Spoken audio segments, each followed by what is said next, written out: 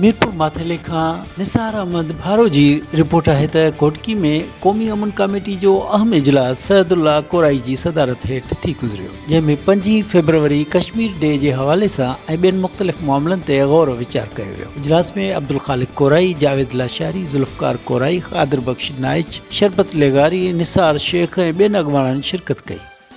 इजलास खां पोइ कश्मीर यकजहती रैली कढी वई। उन मौक़े ते अॻवाननि मीडिया सां ॻाल्हाईंदे चयो त कश्मीर पाकिस्तान जी शहर आहे। क़ौमी अमन कमेटी जा 20 लख मेंबर पाकिस्तान आर्मी ऐं कश्मीरी अवाम सां गॾु आहिनि। रैली में मौजूद कारकुननि पाकिस्तान ज़िंदाबाद, पाक आर्मी ज़िंदाबाद, कश्मीर बनेगा पाकिस्तान जा ज़ोरदार नारा हंया विया।